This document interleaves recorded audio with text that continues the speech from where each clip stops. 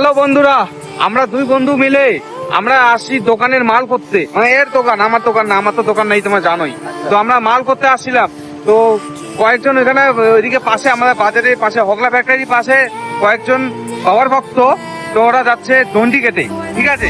তো ওদের জন্য আমরা কিছু নিয়েছি, এই ব্যাগের মধ্যে আছে। তো এখন গিয়ে ওদেরকে গাইস, তোমরা দেখে পাচ্ছেন বর্তমানে আমার দুই বন্ধু মিলিয়ে গেছি বাজার, আর সত্যি মোট দোকানের মাল আনতে। তো যাওয়ার পথেই কাবেরিয়া বাবাদের দেখা হল, একদম রাস্তার দণ্ডি কাটি কাটি সেই আমগুড়ি বেদগাড়া। তো সেই জায়গার থেকে দণ্ডি কাটি কাটি বর্তমানে হগলা ফ্যাক্টরি পার হওয়ার সময় আমার সেই কাবেরি বাবাদের দেখা হল।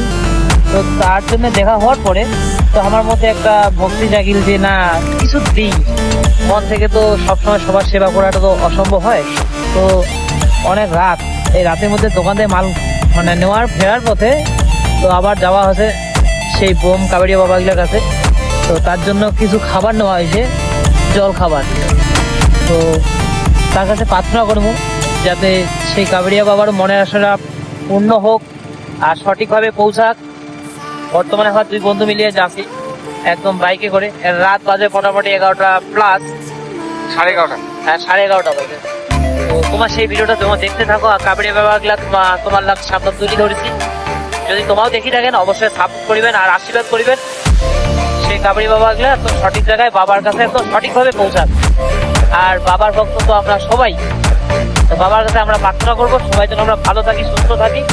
এটাই, যদি ভিডিওটা ভালো লাগে হর হর মহাদেব কমেন্ট হবে, সবাই পাশে থেকো।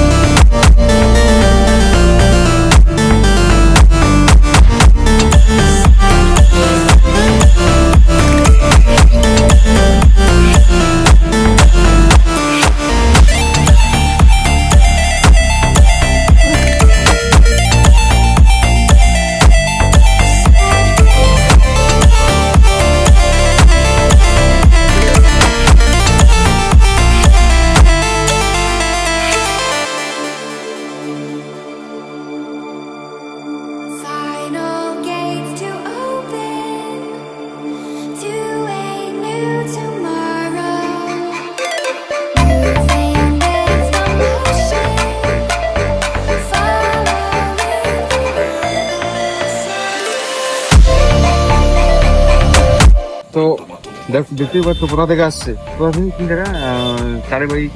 জায়গা, বেদগাড়া থেকে আসছে। পুরো এইভাবে আসছিল দণ্ডিঘাটে। তো এখান থেকে ওরা যাবে তিস্তা থেকে, তারপরে জল্পেশ মন্দির। তো দেখা হচ্ছে কালকে আর একটা নতুন